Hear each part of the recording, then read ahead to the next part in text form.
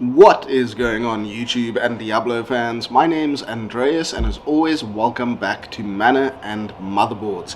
So we have quite a lot to cover today. If you haven't heard already, there is a new patch 3.2 coming out for Diablo 2 Resurrected, and that is what this video is going to be about. What we are going to do is go over the patch notes together. I'm going to give you my interpretation of everything that's going on, what my thoughts are, sort of what the end outcome is of these patch notes, and just everything that is going on so that you know what to expect for the next ladder season for Diablo 2 Resurrected. So you might have already seen over the weekend some videos from other content creators regarding these patch notes, and unfortunately I was so busy this weekend that I didn't have a chance to throw my hat into the ring and add my sort of take on all of these changes to the game. But regardless of that, we are here today, and that is what we are going to be bringing to you, is just our whole take of the patch notes coming out now. So quite surprisingly and interestingly, we have a PTR, which is a public test realm for these changes that they are implementing in the Diablo 2 Resurrected game. And what that allows us, and also allows Blizzard to do, is take all of these suggested changes that they have in mind and really put them to the test and give them data and feedback to be able to implement them as appropriately as possible into the next ladder season and the next patch release for the game. So the PTR, public test realm, it's relatively self-explanatory. If you don't know what it is, I'll just quickly explain. This is where we get to play a version of Diablo 2 Resurrected with the suggested changes that they are going to potentially implement, and then we can sort of, through playing the game and through our sort of feedback, allow Blizzard to know what works and doesn't work. So that public test realm is like a separate server and separate version of the game where we can test these new changes and provide feedback to Blizzard. So this is available to anyone. You are welcome to download and join the public test realm and, you know, play the game and basically just through that create data for Blizzard to work with. So I would highly recommend that. Anyway, moving along swiftly. So this is going to start on April the 14th, which is tomorrow, and you will be able to download this public test realm, and we will be able to play it for 1 week. Now, with all of this in mind, I think there is probably going to be about 1 more month of the current ladder season. So if you're thinking, oh, the ladder season's already over, I have to delete my characters, sell all my gear, all of that stuff, I don't think it's quite at that point just yet. You'll probably still have another month at least of this current ladder season. I'm still playing it. I'm still very much enjoying it. And yeah, don't go selling all your stuff just yet. I think also the whole market's going to change for the next season. Everything, just enjoy yourself whilst you can for the current ladder season. And with that in mind, I think probably going forward we'll probably see maybe 3-month to 4-month seasons for Diablo 2. So maybe 4 times a year or 3 times a year having a new ladder reset. That's just what I imagine. It isn't confirmed or anything like that, but that is what I would imagine to happen and to go on within Diablo 2 Resurrected. So getting into the meat and potatoes of the video here and everything that's coming and changing and all of that, let's firstly get onto the topic of this being a very exciting time. I think that these changes were much needed, and it's going to be exciting to sort of help co-develop these new additions to the game with Diablo through this PTR system. So first, looking at what's going to happen in this PTR, we're going to have some pre-built accounts and pre-built characters that we can play, so that we don't have to like level them up ourselves, and we can sort of get the most of that 1 week that the PTR will be running. So we will have a level 15 miasma test character, Warlock, where we will test the miasma changes for that sort of level where the changes are most relevant. So We'll have a level 15 miasma test to test out the changes to the miasma skills. We'll have a level 18 flame test so that we can test out flame wave as well as the ring of fire changes. We'll have a bind demon test that starts at level 30, and that is when you get the bind demon skill, so you'll sort of be able to test that from unlocking the skill onwards. And then we'll also have an echoing strike tester, which will be an endgame level 80 tester. So that will just kind of provide all the templates and bases and sort of pre-built characters for us to test at the critical points of their sort of stages in the game. And then all of these character templates, they will have the talents chosen or the skills chosen for the testing. All waypoints in the game will be unlocked, and we will have a shared stash with items that will come with these characters so that we can sort of hit the ground running and play as quickly as possible. So moving on to the first change of this new patch that's coming out, the Warlock has been updated in terms of its health potion effectiveness from 100 to 150. So when the Warlock was created, every class has its own sort of health potion efficacy, and the Warlock's was not in line with how much health it was granted per vitality. So now the Warlock is sort of more in a good space in terms of how much health it gets per potion used. And that was just, I think, an oversight by Blizzard, that they forgot to change that or something along those lines when they released the Warlock. And another change, which is quite a big one in the minds of some people, but in my personal opinion isn't really that sort of detrimental, is that Warlocks can now only equip two-handed weapons in one hand if the other hand is using a grimoire class item, so a book, not a shield. So you can only use two-handed weapons with a book and not with a shield. A lot of people will throw up their arms, all the people who use Phoenix and who use Spirit and things like that. Personally, in my opinion, all the best in slot items for your offhand were the grimoires anyway, so not a big deal. I personally am not very worried about that at all, but you know, you be the judge of that in your sort of own capacity and how you played the class. So moving on to the demons, for demonic mastery, max demon count now requires hard skill points or base skill points invested to increase its value. So you could have up to 3 demons summoned, and you could use soft points, so skills granted by your gear and things like that, in order to reach that level 20 to have 3 demons active at any one time.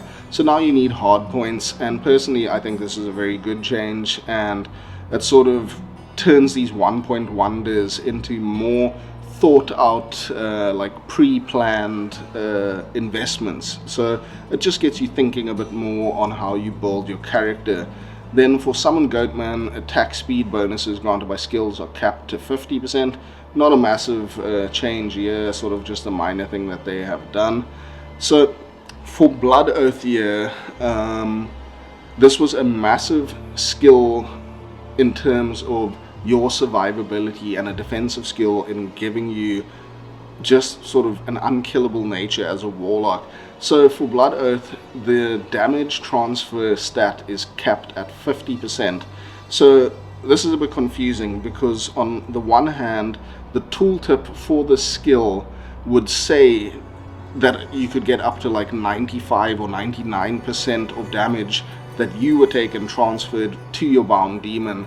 And even though the tooltip said this, it was actually incorrect, and sort of the mathematics behind the tooltip, it would cap out at about 40 or 43%, something along those lines. So even if you had up to tooltip stats of 90% damage that you took transferred to your demon, it was actually only at about 40%. So this is actually a buff and not a nerf, where people say, oh, now it's capped at 50, not 90 anymore. It actually was capped at 40 and now it's to 50, so that is a bit of a bump and a buff for the Warlock in its entirety. And yeah, that's an interesting sort of choice in my opinion, because it was a very, very powerful skill before. But, you know, we'll see how that plays out in the PTR and coming seasons. Then next up for Blood Boil, this build and this skill in particular has now received a massive nerf, unfortunately.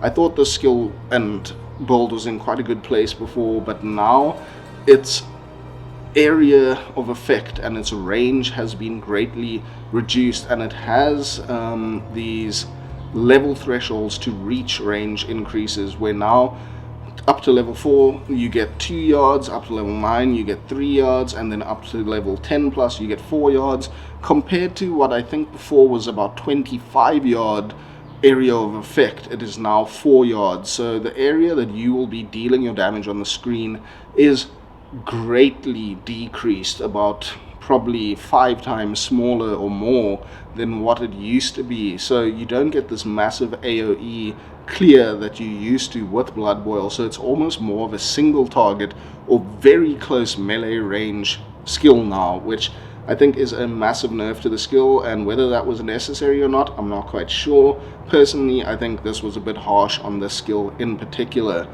Anyway, moving on to Consume, which was again one of those great 1-point wonders and also just a great skill in general. This has been updated, that bonuses to provide different values based on game difficulty of consumed demons when it was bound. So basically what this means is, if you consumed a demon, or if you bound a demon in Hull and then consumed it in normal, you didn't get the Hull affixes from consuming it. So now where you bind the demon is important, and wherever you consume it doesn't matter. It's about where the demon was found, not about where you consume it. So that's just a simple little change that they did to Consume. Then Bind Demon. Now Bind Demon is probably one of the most broken skills for the Warlock at this point in time, and they have reworked this quite substantially. And some of the changes that they have now done is that you require base skill and hard point in skill point investments in order to reach certain thresholds of what demons you can bind.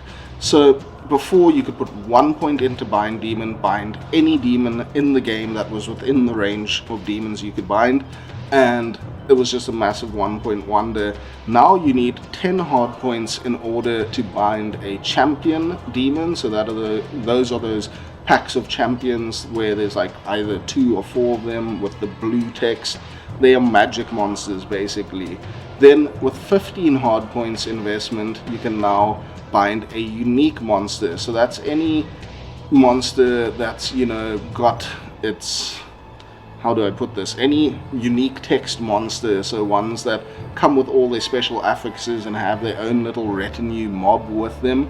And then at 20 skill point investment, hard skill point investments, you can now bind a super unique monster. So that is any one of the demons that have a name that is always occurring no matter what instance and game you create. So Hephasto or Ismail from the Council, or the Armorer, the Smith, Raikanishu, any of those monsters that you can always find in a game no matter the instance. That is what a super unique monster is. So this greatly impacts your skill choice and investment of the Warlock, as well as what demons you can now bind, and then in turn what sort of effects you can get from those demons in terms of buffs. So that is a huge change. I think it's quite a good one, quite a unique way of approaching balancing the skill, and I like where it's sort of headed and going.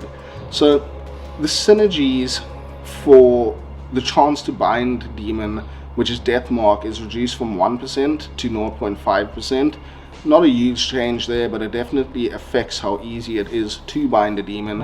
And then the benefit that missing health grants when you're binding a demon, it's almost like the Pokemon game, where the more you damage it, the easier it is to catch with your Pokeball, or in this instance, bind the demon. It is now reduced in terms of what the type of demon that you are trying to bind, and it's now harder to bind demons than it was before, and the missing health is more important now when binding these demons.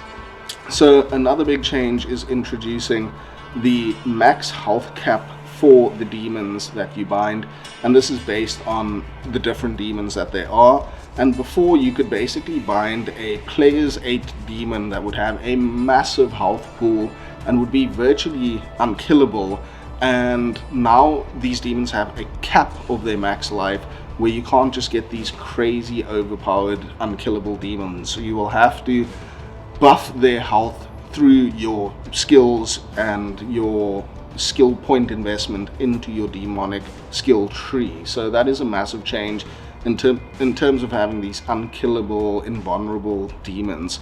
So this is absolutely huge for Echoing Strike in particular here, where the cursed affix chance to cast amplified damage is reduced to 5% from 75%. So basically, in the past now, the amplified damage curse that was applied by your bound demon would happen when it hit 75% of the time. So a 3 in 4 chance for it to proc, and now that chance has gone down to a 1 in 20 chance to proc amp damage when your demon attacks a mob. So this is really huge, because now you are almost never going to be proccing against single target your amp damage curse. You are going to need the addition of these elemental auras in order to attack a big mob and get a decent amount of uptime of your amplified damage curse.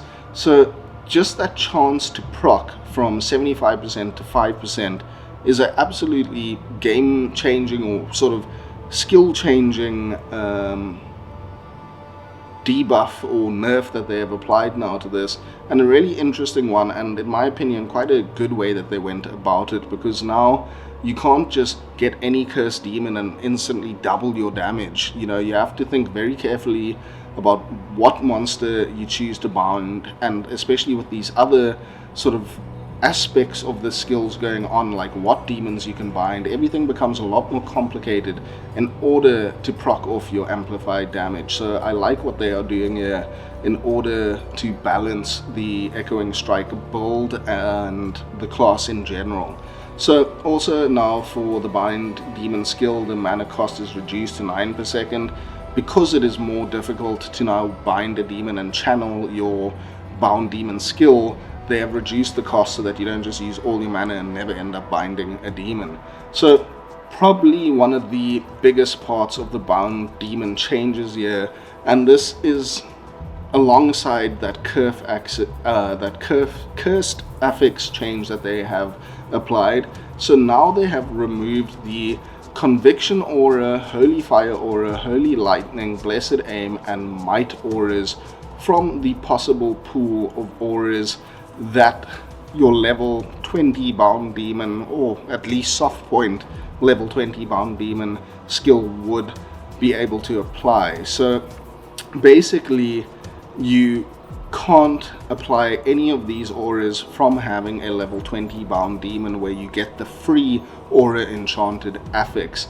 And then when these roll on demons that already are aura enchanted, so let's say Hephasto for instance, they will now be replaced with Fanaticism, Vigor, Thorns, Concentration, and Holy Freeze can also be found on demons that have a native aura enchanted affix.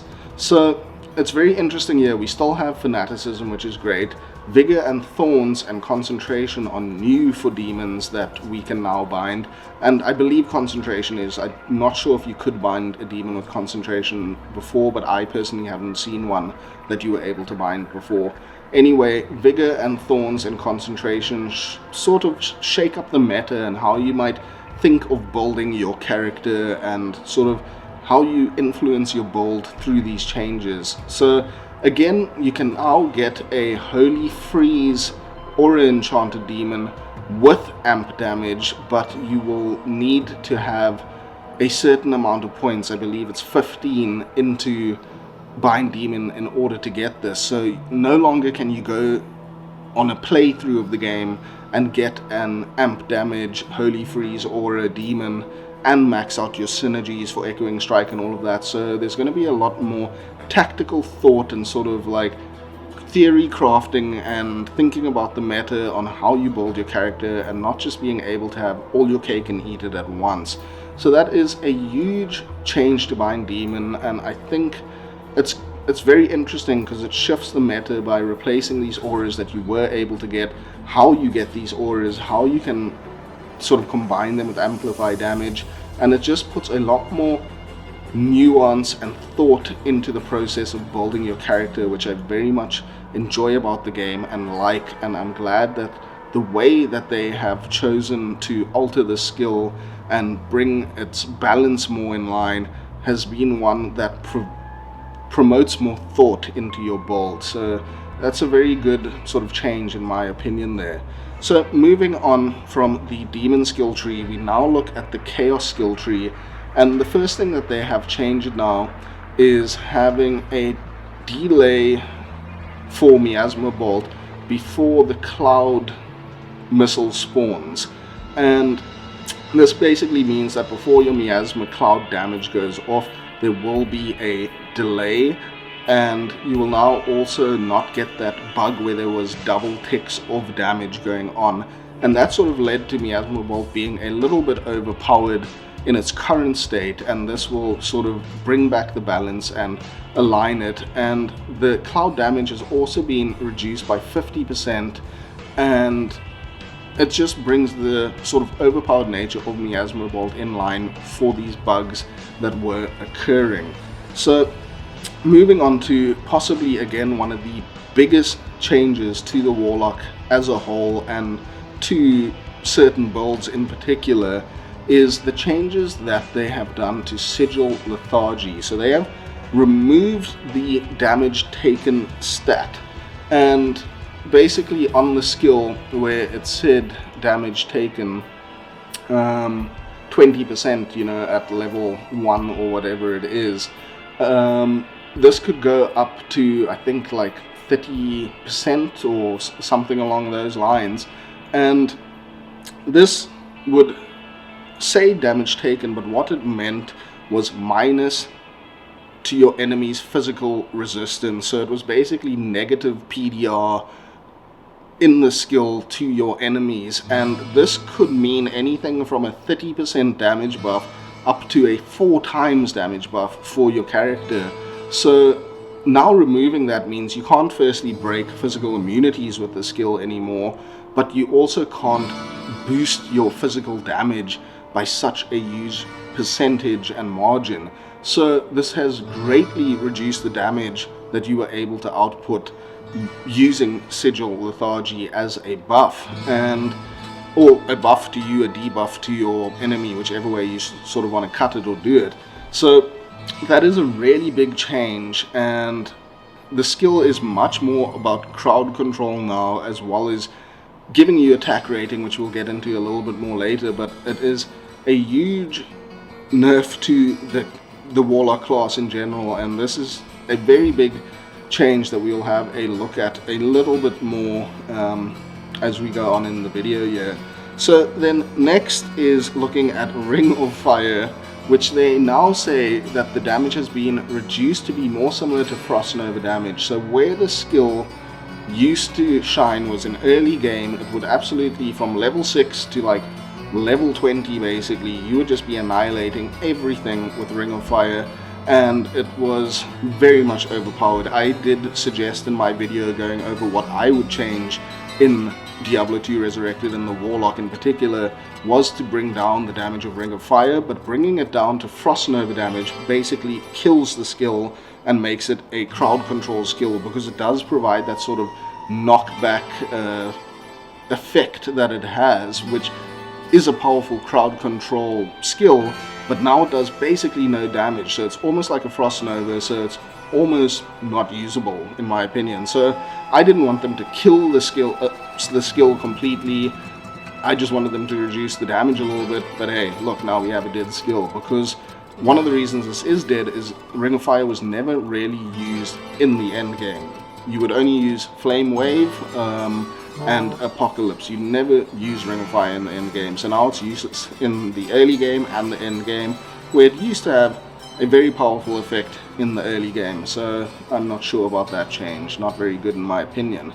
So then moving on to Miasma Chains. So now this will act a lot more like traps for Trap Assassin, where there's no casting delay. So there used to be a cast delay, which in my opinion was very clunky and didn't really work nicely with Miasma Chains, and it was such a dynamic, fun skill to use, so that casting delay sort of ruined the skill for me in many ways, and I'm glad that they removed that, and they've now increased the limit of chains from 3 to 5, but they have reduced the cloud damage by 50%. So it's going to get a huge damage reduction, but the way that you play with the skill is a lot more engaging, a lot more fun, and I think this will, continue to be a great skill for the Warlock. Next up, we have Flame Wave, which received a 15% damage reduction. I think overall, nothing wrong with that. It was very strong early and mid-game, so that 50% damage reduction does seem alright. I mean, it wasn't the strongest skill or build in the end game, so maybe that 15% damage reduction will shake things up there a little bit, but not by a massive margin, so that's alright in my opinion.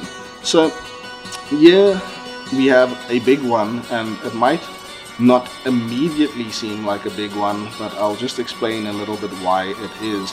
So, Echoing Strike, the only changes that they've made here is they've reduced the damage synergy bonus from 5% to 3%, and where everyone knows how powerful and how overpowered Echoing Strike is, this might seem like not a very big change at all, but effectively you have 40 skill points in terms of synergies you can put into Echoing Strike, and changing it from 3 to 5% is quite big in that sense, and also because it doesn't only reduce your enhanced damage that you gain from Echoing Strike and all of that, but the flat damage scaling that is applied through these synergies. So that flat damage that Echoing Strike gives you, which is very potent and very important for the skill, gets quite a big reduction from this, but we'll get into more details on how Echoing Strike is affected a little bit later. And the last change for the Eldritch skill tree here is changing the lifesteal that you get from Eldritch Blast from a cap of 20%, which it currently was, which was absolutely huge, and this is life and mana, not just life. It was ridiculous, and now it's capped at 5%, which is a lot more appropriate in my opinion, so a good change there. So moving on here to Terror Zones, Heralds, and Sundered Charms. So this was a big area where a lot of people had a lot of issues with it. So personally, in my opinion, just to sort of preface this portion from my perspective, I don't think that Sundered Charms should exist in Diablo 2 Resurrected personally. I think the beauty of the game was your way of figuring out how to deal with immunes and build your character in exciting different ways to deal with endgame content.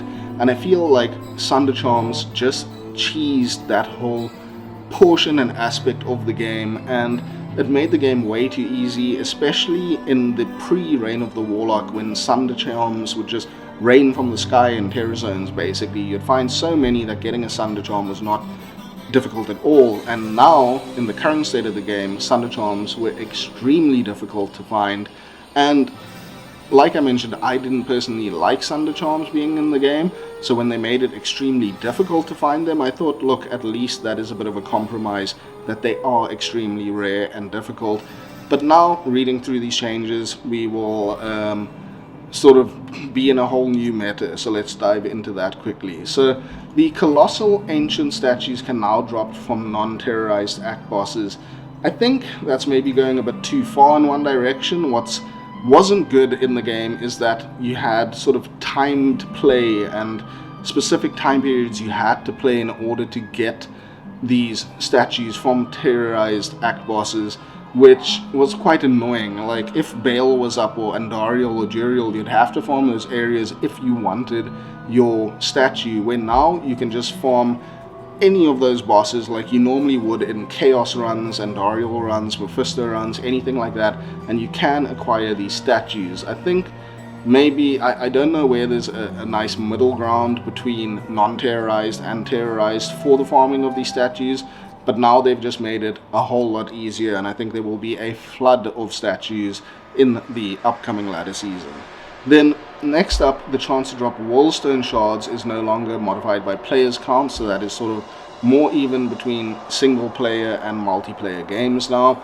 And a big change now is that Heralds spawn and hunt players immediately upon killing any monster in a terror zone, and the chance for a Herald to hunt you is increased with each monster killed within the same terrorized zone.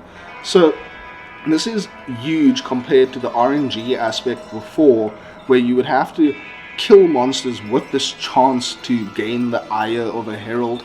Now you get immediate ire when killing a monster in a new terror zone, or not only ire, you get hunted by these heralds immediately upon killing a monster, any monster in a terror zone, so not only elites like it was before. And after that, and subsequently, each monster that you kill gives you a greater chance within that zone to spawn more heralds and get, increased chance for higher tier of heralds and all of that. So you are going to be seeing a lot more heralds now. So where people used to complain that heralds were so rare and difficult to find and all the rest of that, you're now going to see them everywhere. And accompanying that, you will now find latent Sundered Charms from any monster that you kill in the game, terrorized or non-terrorized, and this will use the Magic Find stat to increase its chances. So again, now we've gone the opposite way, where Sundered Charms can just drop anywhere, and yes, the chance to drop will be less, but you can farm them like any other item in Diablo. And now, again, in my opinion, we're leaning more to the Sundered Charms are too easy to acquire sort of state, and we'll see how this actually sort of plays out in the PTR, but personally, I'm not liking the sound of that too much. I know many will disagree with me, and that's alright. Then the increased chance to drop a latent Sundered Charm now starts at the Heralds of Dread, which is tier 2, as opposed to tier 4, where they used to drop most frequently from tier 4 and 5 heralds. They now will drop from level 2 onwards with a greater chance. Then there will also be a increased chance to drop latent Sundered Charms from heralds in any number of players in a game, as opposed to being hugely increased by player count. So player count isn't nearly as important as it was in affecting the drop rate of Sundered Charms. Then lastly, if the increased chance to drop a latent Sundered Charm from a herald fails to drop a latent Sundered Charm, there's an increased chance of dropping something desirable instead, like a charm or amulet. They're basically just trying to make heralds give you more or better drops and better loot. So they're just increasing the sort of drop tables and loot of these heralds. So the developers notes here, they've heard the feedback from the spawn rates of heralds and the Sundered Charms, and that the community finds it too low, which is wrong in my opinion, but everyone can have their opinion. And now they've increased the chance of that, and basically Magic Find very much increases the chances, and this is less restrictive to your average Joe and your sort of average player of Diablo to now find these Sundered Charms and kill heralds and all of that stuff. Then for Colossal Ancients, the magic resistance has been bumped up from 50% to 75%, and colossal tamic, I'm mincing my words completely here, colossal talic damage adjustments / increases. They changed the value of whirlwind damage, and they increased the damage of fire twisters and volcanoes. So basically they're bumping up the colossal ancients, they're buffing them up. That's a good thing. They were too easy before, so I'm all for it. Buff the colossal ancients, make it a harder experience. They've added WASD back into the game, so for moving around you can use the WASD keys. They introduced that, they took it away, now it's back. You can take from that what you will. So now we are just moving on to the most important part of all the changes that they are planning on implementing to Diablo 2 Resurrected in this patch 3.2, and this is where we'll get into like the real details of the nerfs that are incoming and what class and character changes there are to the Warlock. So firstly, Achmal the Curse can no longer be bound by the Bind Demon skill. That was a bug. Wave 2 Baal, you could bind Achmal. He was undead, he was not a demon. You can't bind him anymore. That's fine, that's fixed. Then they also fixed a bug where the summon tainted damage to increase from the Blood Boil synergy. Again, it's a bug. They fixed it. Neither really here nor there in my opinion. Then here is where the really interesting changes occur, and in specific, Echoing Strike, which was way overpowered. So they fixed Echoing Strike damage bonuses to be additive and not multiplicative. So this is huge from the aspect that you used to get, at the end of all the damage calculations for Echoing Strike, you would get a 5.5 times damage multiplier for your damage through the skill, where now it's added into the additive bucket, which means you're basically going to be doing a whole lot less damage. So at level 45, you used to get a 5.5 times damage multiplier, when now the damage has changed to additive, which essentially brings back the damage, you know, to like 20% of what it used to be, if I'm understanding that all correctly. Please correct me if I'm wrong there, but that is what I understand that to be. Then next up we have the changes to attack rating, and where Echoing Strike didn't roll to hit at least the echoes of the skill. So now attack rating becomes incredibly important for the skill. If you didn't have any gear with attack rating, your chance to hit a level 90 odd monster when you were a similar level would be like 30% or something like that. So quite a terrible attack rating. So now suddenly, with Echoing Strike requiring that roll to hit, it has shifted the whole matter of what gear you use with Echoing Strike and how the whole skill is going to be built around. Then the last fix that they did here specifically with Echoing Strike is not incurring durability loss on the weapon. So where you used to be able to use any ethereal weapon which would grant you extra damage and not losing any durability, you now need to take that into account. So again, these changes of attack rating and durability loss, they incur a lot more thought going into the builds for Echoing Strike and the Warlock in general, and there's just a lot more problem solving that goes on with your thought process of building around the skill now.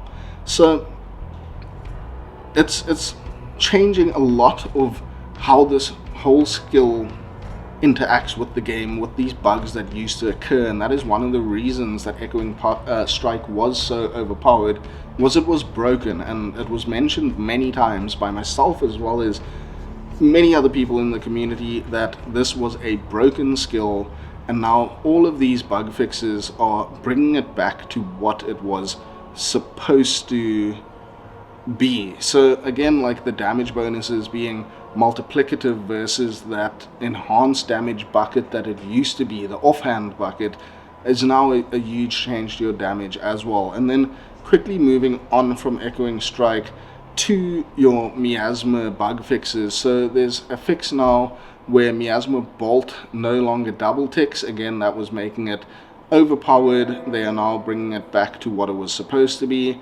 And there was also a bug where miasma chains would exponentially tick and increase in damage as it was going along, and that was not intended. So they fixed that, and now it won't be doing the crazy damage it was doing before over time. It will be in line with what it was supposed to be.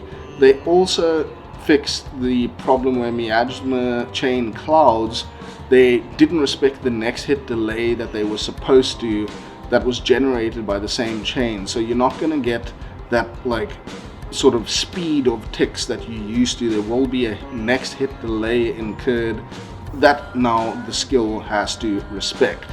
Now moving on to enhanced entropy, so that abyss radius, miasma radius, and miasma duration, they increase with bonus skill levels for breakpoints with soft points instead of hard points now. So to get your radius increases for abyss and miasma and all the other elements of these miasma skills, they will now increase with soft points and not only require hard points. So you won't necessarily need to max out the enhanced entropy skill or invest as many points as you did before. So this is a bit of a buff in my opinion, and a good thing to balance out that portion of the miasma build. Then now with Bind Demon, they've also fixed it where your bind chance would check every 2 frames if you would roll every 2 frames to check if you had bound the demon. It now only rolls to check if you bound the demon every 24th frame, which is basically once a second. So again, it will be much harder to bind demons, and Diablo works on a 25 frame per second sort of basis for the game. So now you're basically only rolling to see if you have bound a demon once per second, which greatly reduces your sort of chance and luck to bind these demons. So again, turning it more into a Pokemon game, I really like it because it was way too easy just to bind any demon and make it incredibly powerful.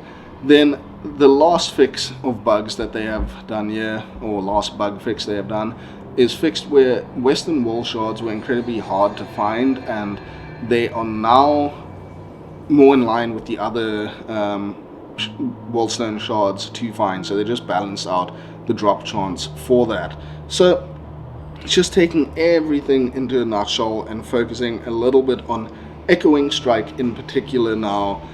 What can we take from this? So basically, Echoing Strike didn't used to check to hit, so we didn't have to stack attack rating on our gear or use skills that would increase our attack rating. So now the answer to that is having skills like Sigil Lethargy that can minus your enemy's defense to help you hit, or using Hex Bane to gain more attack rating, or Hex Purge to gain more attack rating, or stack your attack rating on your gear instead. So there's a lot more choices and options going on here, there's a lot more decisions to make in order to get an effective build and character using Echoing Strike, where before you could just slap on any gear that increased your damage and go with that. So there's a lot more thought process, which again I am a big fan of, and just getting some more like creative juices flowing in terms of how you build and theory craft your character. So the next big change was the introduction of durability loss, which the skill was always supposed to have, which effectively meant everyone would use ethereal weapons, and now you won't really be using ethereal weapons because your durability is going to go down. So unless the weapon was indestructible, you now have to take this into consideration. And what that means is basically only about a 12 to 13% damage loss, because the weapon damage was only a portion of the damage calculation, where the flat damage on top of that was where Echoing Strike really gained its power from. So it's not really that 50% gain that ethereal weapons have over non-ethereal. It's more of a 12% loss in damage, because you had all that added flat damage on top of your weapon damage for the skill, if that makes sense. I hope it does. So next again was the reduction of the synergies for Echoing Strike, which will kind of be a bit of a similar loss of 10% or so to this skill in terms of damage, just because of that 5 to 3% reduction, or going from 5% to 3% on the synergies. Now, that whole aspect of removing, or what is it, not removing, but changing from additive, or changing from multiplicative to additive damage. So what that basically means is, at a certain skill level, and this is why Echoing Strike scaled so well with skill levels and that flat damage that it provided, we are now, being additive and not multiplicative, only going to be doing around 20 to 25% of the damage that we used to do. So it's not a 25% reduction in damage, it's a 75% reduction in damage, and we only left doing 20 odd % damage from what we used to. And that is a huge nerf to the skill, but in my opinion a necessary one. And it might, to a lot of people, sound like they're completely nerfing it into the ground and the build is dead, but I personally don't think so. But you will be doing about 25% less damage just from this bug fix alone. So you'll only be doing about 20 to 25% damage that you used to. Then again, that sigil lethargy nerf that the build incurred has now reduced your potential damage output by about 30%, if not more in some cases. And a lot of people didn't even use sigil lethargy in their skill rotation all the time, because Echoing Strike did so much damage already. It was almost not, it wasn't important, it wasn't necessary to now apply sigil lethargy.